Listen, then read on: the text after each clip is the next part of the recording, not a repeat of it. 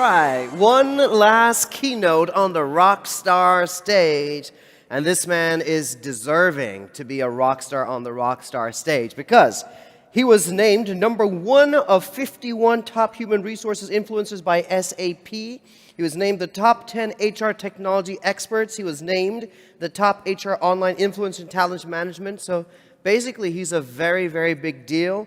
Josh Bersin, some of you might know him because he's the founder of Bersin Associates, now known as Bersin by Deloitte.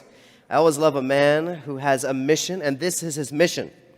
Make work-life better around the world by helping HR professionals and teams learn, stay informed, and develop deep expertise on world-leading practices that help their companies. So, with that introduction, he's already popped up behind me, and so we're going to go and stream him onto our screens. Please welcome the wonderful Josh Bersin. Hello, everyone. This is Josh Bersin. Thank you so much for inviting me to the session today. I'm really excited to be able to talk to you about the employee experience and the big, exciting market that Personio is in. It is a massively important part of business today and human resources, as all of you know. And it has now really affected virtually everything in the human resources entire profession all over the world. We just completed a 7 or 8 month long study of employee experience. You can download the research at this link, but I'm going to talk about it with you today and talk about what it means in the technology world and also in the general management world of what's going on in companies. And the reason I'm going to do this is because it has become maybe the #1 issue in business. We've now been through a almost 14-year economic transformation since the 2008 recession. We've been through political instability, income inequality in many countries, the pandemic, the recovery from the pandemic, the lack of recovery from the pandemic, digital transformation of every product and service, and the introduction of hybrid work, remote work, and a really different job market, which I'll show you about. And so employee experience is really a CEO level mandate now. It's not just an HR initiative. Now, just to give you a little bit of data on this, in the United States, I don't know what it's like, in the country you're in, but we have now seen roughly almost 30 million people have quit in the first 6 months of the year. 4 million people left in April. The highest quit rate ever. These numbers are higher than have ever been reported in the United States. There's an estimation that about 1/3 of the US workforce will leave their jobs or move to another job.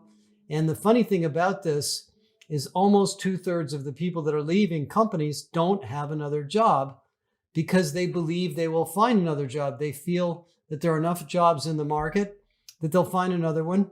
And in fact, there are. Most companies are hiring. Most companies are growing. The economy is very robust. Demand has not decreased despite the pandemic. And in the US, for example, 1 out of 10 or almost 1 out of 9 jobs are open. 14 million, 14.2 or more are available. And there's only 150 million people working here. So, it's a big problem. In fact, it's so big that a lot of companies are changing their entire continuity strategies, their business plans to accommodate the supply chain of talent. I mean, everybody talks about the supply chain of raw materials, but it's the supply chain of talent that's the big issue. So employee experience is, really a business imperative, and it is a part of the transformation we've been through in our products and our services, in our delivery methods, in our technology, and it brings together everything we do in HR. It brings together pay, it brings together the work experience, the management experience, diversity, inclusion, development, and that's what our research discovers. And I'll talk about what that means. Now, the other disruptive thing going on is the way careers work. And I think one of the reasons EX is so urgent is because of this. When I graduated from college in 1978, your career was tied to your company, and you stayed at one company. And if you jumped around too much, you were labeled a job hopper, and it was actually considered to be bad. And somewhere in the 1970s and 1980s, companies like Monster.com and Career Builder, and then later LinkedIn, democratized the job seeking market, and it was much, much easier to look for a job. And people decided, hey, my career is my problem now. I'm going to jump around or move, and I will, use my resume as my own ticket to the next job. And, that was great. And then, in the, last 10 years, we've had, because of the internet, Uber, jobs, moving around the world, people working remotely. And it became, it's really about my work. It's not my job. It's the work I did, jump company to company. And so I'm going to use my work experience as my credential. And now we're moving to another model of careers where it's my skills. I have particular skills, and therefore I can do these kinds of jobs or projects or work, and therefore I will find a new career. What that means, of course, is that employers really have to think about the way they hire differently.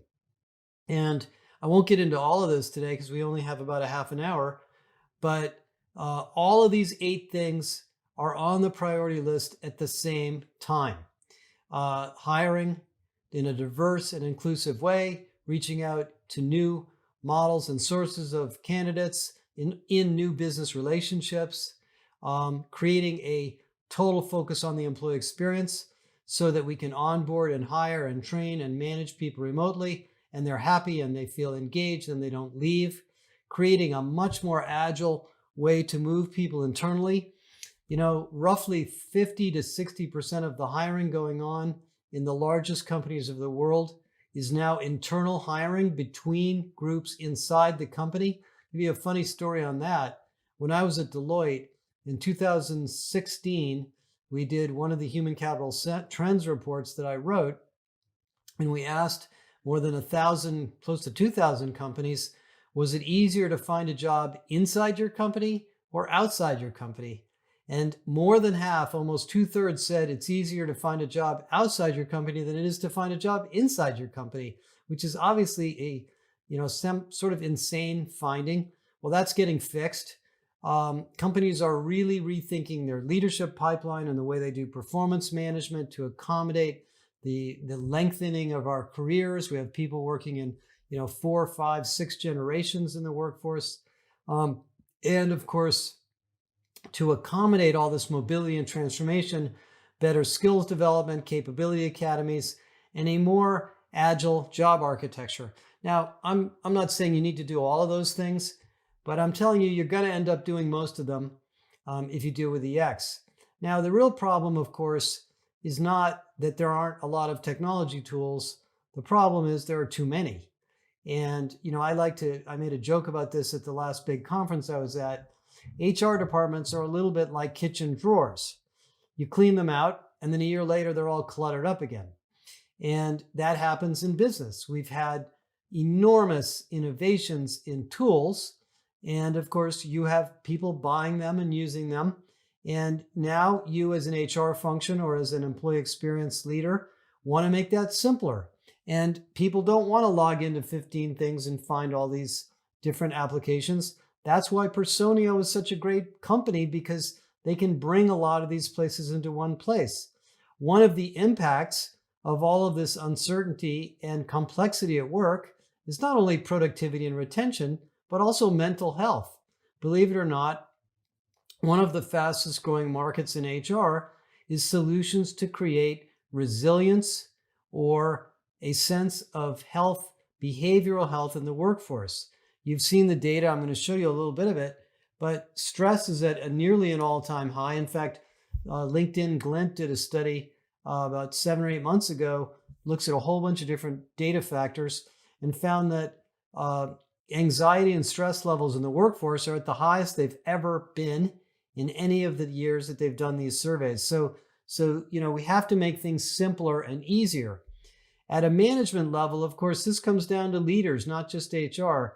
Managers are now learning that their job is to think about human skills, forgiveness, patience, understanding, humility, These are what we call the power skills of leaders today, and they fall into the category of something we call human-centered leadership.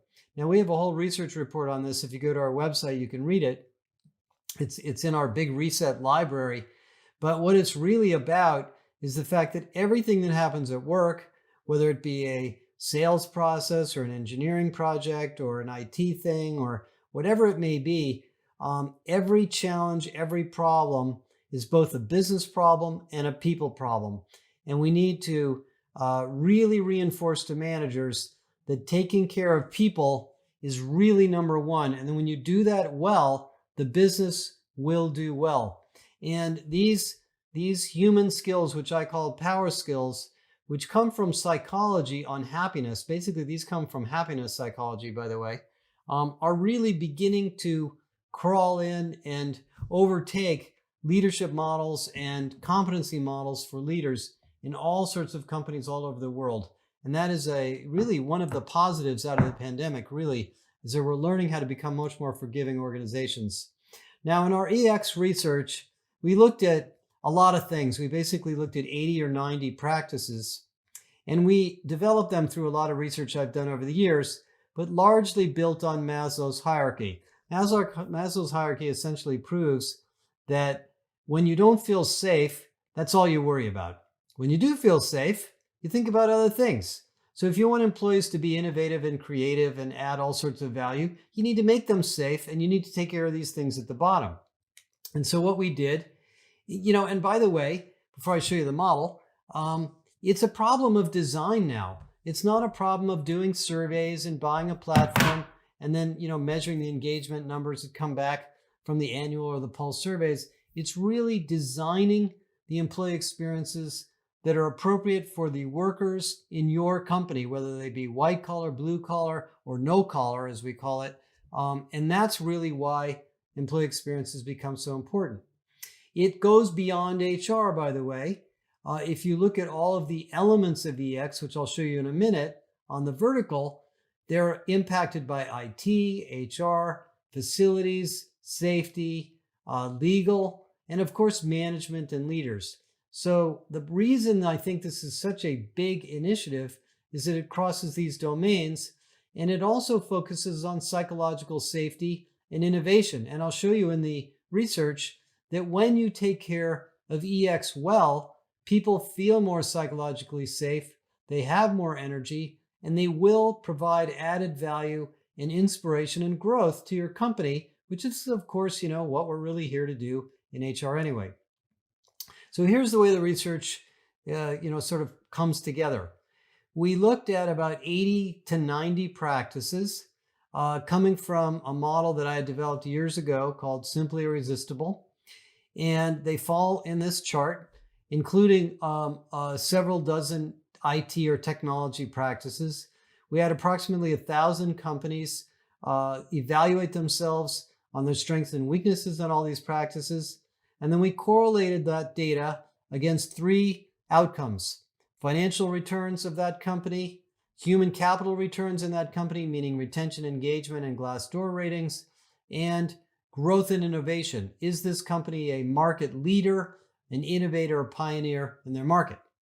And what we found is that there are some very, very, very important things, and there are some very important things, and there are some important things.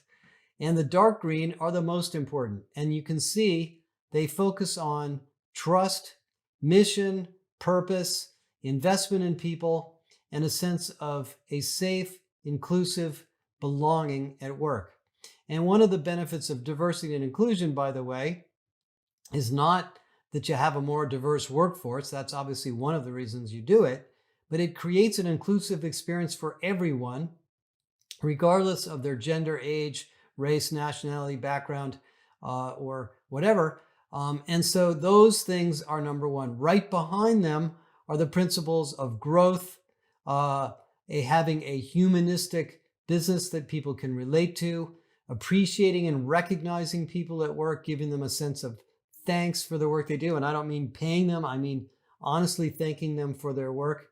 Developing leaders, taking care of leaders, supporting leaders, managing leaders, and creating a team-centric approach to business where people feel affiliated with their team.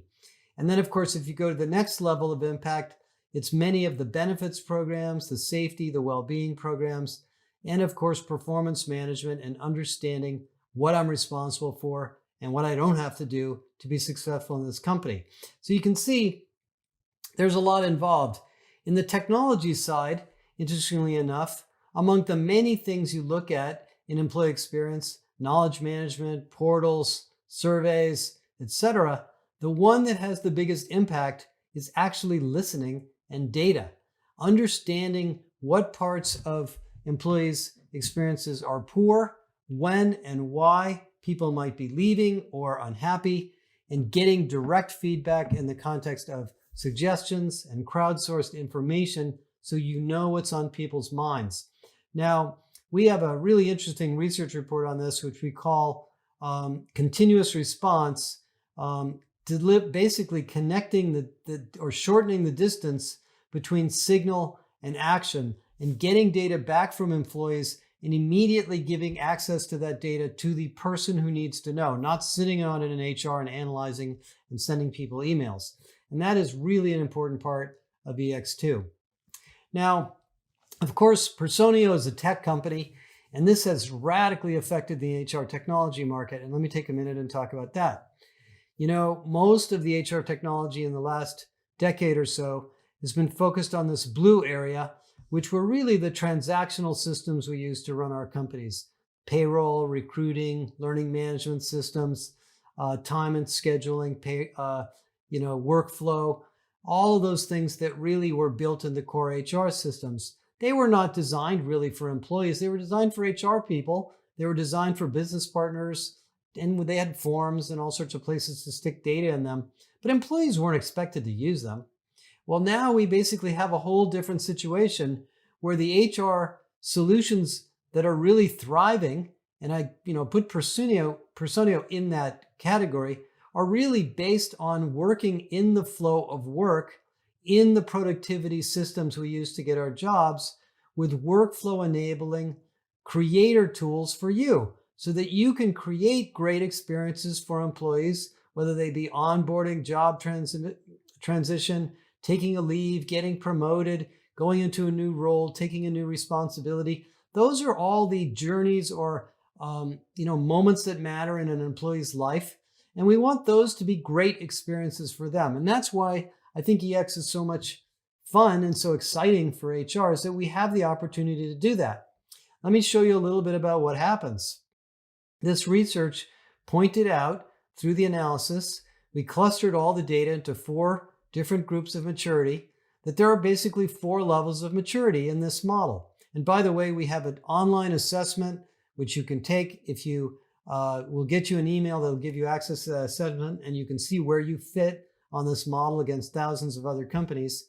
The bottom, of course, is transactional efficiency, making it easier to find things and do things at work.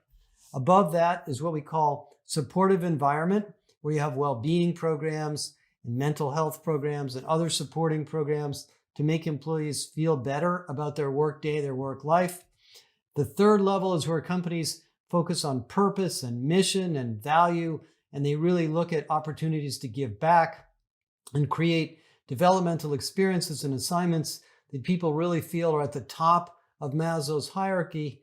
And the fourth are what we call companies that practice what we call equitable growth, where we have transparent job mobility, we have lots of career options for people, we allow people to take time off and come back to work, we might invite alumni back to the office, back to the company. And you can see companies are at different levels of maturity. And again, if you'd like to know where you are, just look at our assessment. It turns out that you get different outcomes as you move up this model. At the bottom, you improve financial performance. You save people time, and they can get more work done in a shorter period of time. And so, output increases. As you get focused more on purpose and mission, you get better human capital results, you get better engagement, your employment brand goes up, people recommend your company as a place to work, which is a really important thing right now. And then when you go to level 4, the big outcome is innovation, growth, creativity, and teamwork people helping each other. So, at the bottom line, really, my point about EX is this is really, really a management strategy, not just an HR strategy. And every outcome we looked at in this study was positive. All of the companies, as they moved up this chain, saw ever-increasing improvements in their financial, business, and human capital outcomes as a result. Sort of underlying this, of course, is this big issue of trust. And if you look at the dark green areas of the model, a lot of what they talk about is trust. Trust means competence, doing things well, giving people accurate, easy to use experiences and systems. Trust means ethics, doing things fairly, being transparent, making sure that every decision that happens at work is not biased, that people don't believe there's bias in the system, even though, of course, there's always some. And the third is listening, hearing, and responding. So competence, ethics, and listening will create trust, and trust is ultimately the driver of great employee experience. I want to thank you so much for inviting me. I know it's a little bit late in the evening for me when we're recording this, but I really look forward to coming to Europe over the next year and meeting many of you. I want to thank Personio for inviting me. This is a really, really important topic. If you'd like more information, please go to our website, check out our academy, and we'll send you more information through Personio on this research and the assessment so you can take it yourself. Thank you so much for the opportunity to speak to you today, and I look forward to hearing from each and every one of you over the coming year. Thank you.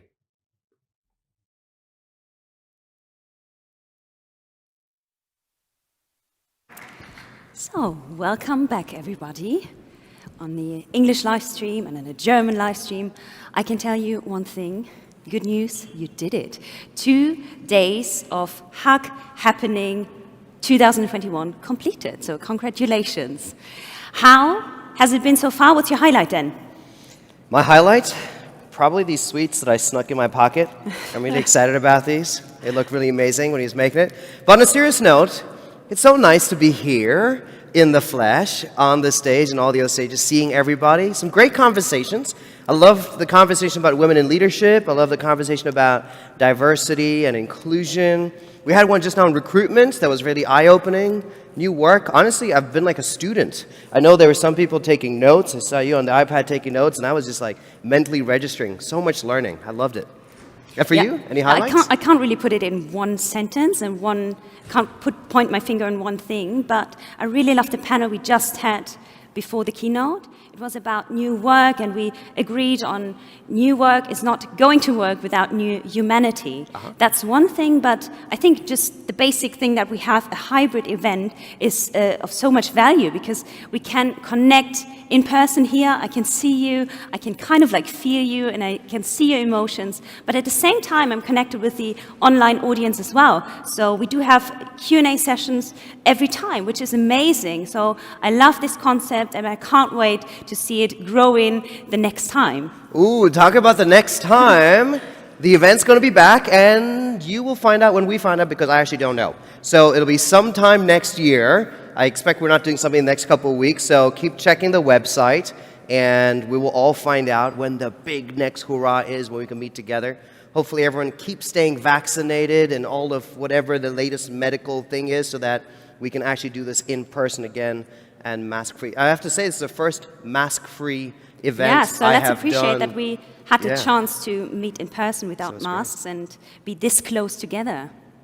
Let's spend a big round of applause to everyone involved here.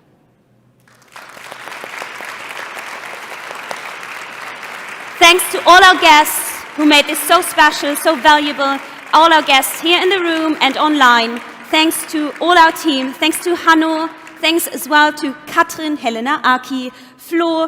Thanks to all our staff, to our production, to Personio presenters, to our technical support, to our photographer, makeup artist, catering, and so many more. It wouldn't have been the same without you, and I know this team is massive. This team is so passionate about what they do, and I love it. I mean, there have been like 150 people working for 3 days on 3,000 square meters to make this happening, and it's massive, and I hope you appreciate as much as I do it. So thank you very much for everything, and see you next time.